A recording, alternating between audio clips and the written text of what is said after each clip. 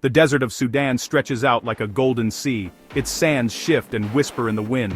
For centuries these dunes held a magnificent secret. They guarded the story of a powerful African kingdom, a civilization of kings, queens, and skilled artisans. This was the Kingdom of Kush. For too long its history was buried, not just by sand, but by the shadows of its famous neighbor, Egypt. People thought of this land as a remote outpost. They were wrong. Beneath the surface, an entire world was waiting to be found. A world of incredible wealth, power, and culture. Archaeologists are the detectives of this ancient story. They brush away the sand with careful hands. They uncover the clues left behind by the Kushite people. What they are finding is honestly breathtaking. They are finding hundreds of steep, slender pyramids. These are not copies of Egyptian pyramids. They are uniquely Kushite, royal tombs for their kings and queens. They unearth beautiful pottery, painted with delicate designs of giraffes and crocodiles. These artifacts tell us about daily life. They speak of a people with a deep connection to their land and its creatures. In the heart of this ancient land lies the city of Meroë. This was once the bustling capital of Kush. Today, its ruins rise from the desert floor. They hint at a city of great importance. Meroë was a major industrial center. Its people were masters of iron.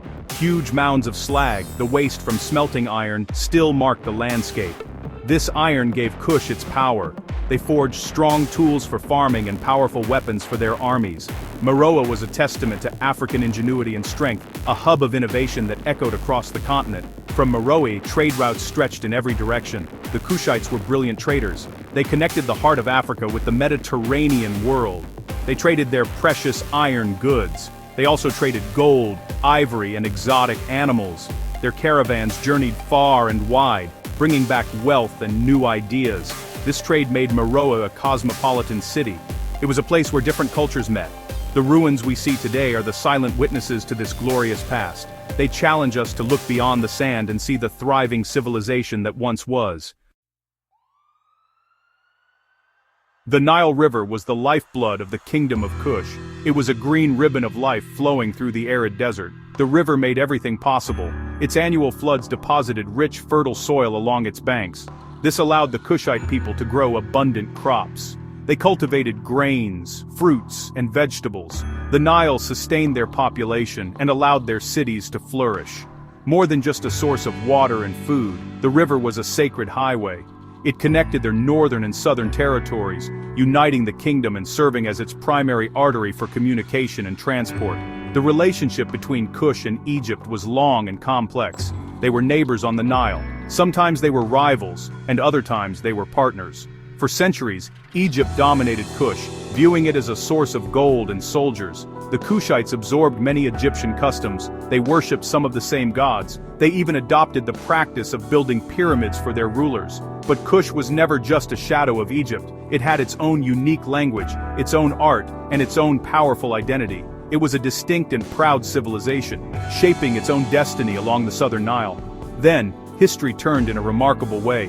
The balance of power shifted. As Egypt weakened from internal conflict, Kush rose in strength. A Kushite king named Piye looked north and saw a land in chaos. He believed he was the true heir to the pharaoh's legacy, chosen by the gods to restore order. Around 730 BCE, Piye marched his army up the Nile. He conquered city after city. He did not come just to destroy, he came to unite. Piye became the first of a new line of rulers. They were known as the Black Pharaohs of the 25th dynasty. For nearly a century, these Kushite kings ruled over both Kush and Egypt. They were not foreign invaders. They saw themselves as restorers of Egyptian tradition. They built temples and pyramids in the classic style. They honored the ancient gods and brought a new golden age to the Nile Valley. King Piye and his successors like Shabaka and Taharqa left an undeniable mark on history. They proved that power and civilization flowed both ways along the Nile. Their reign stands as a powerful chapter, demonstrating the might and influence of this great African kingdom from the south.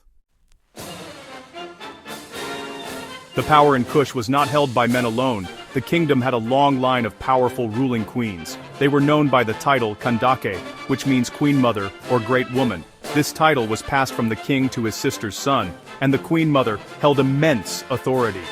These Kandakes were not just figures in the background.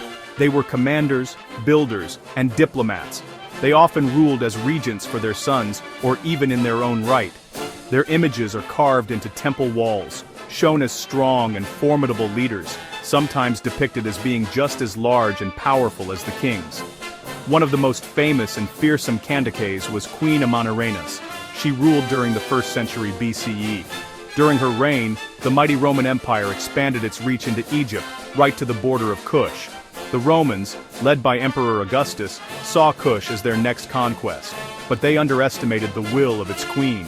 When the Romans tried to impose taxes and push into her territory, Queen Amanirenas did not bow.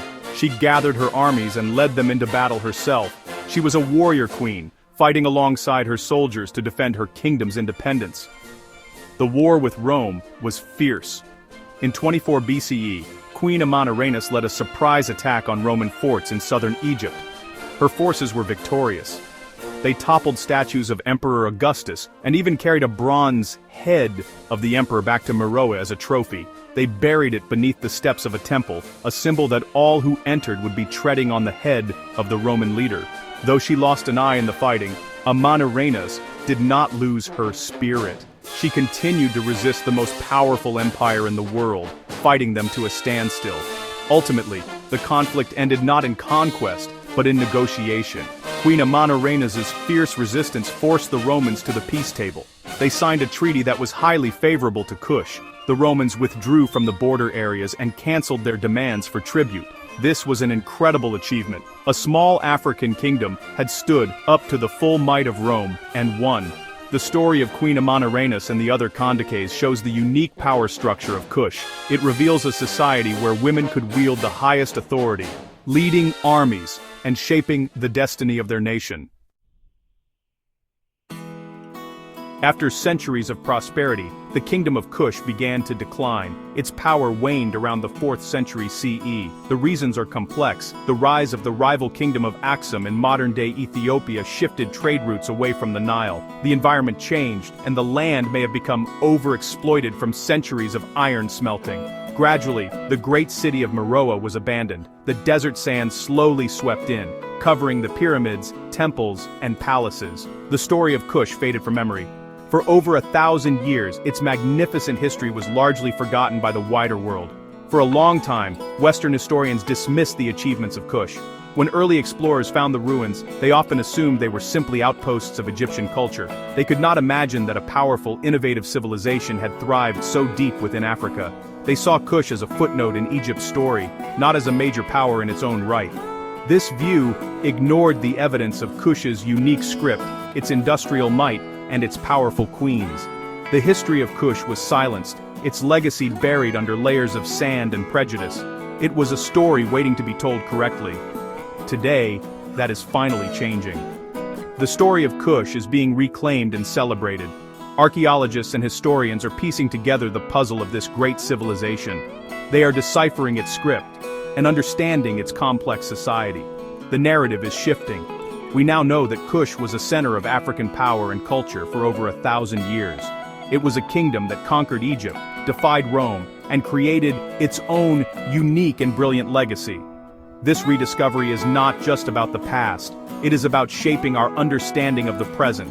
The Kingdom of Kush was one of the world's great ancient civilizations. Its story is essential to the history of Africa and the history of the world. It reminds us that greatness has many homes and that powerful empires have risen from every part of the globe. The legacy of the Black Pharaohs, the Kandakes, and the master ironworkers of Meroë deserves its place in the light. It is a testament to the enduring power of the human spirit and a source of pride for all. The sands of Sudan have given up their secret, and the world is finally listening.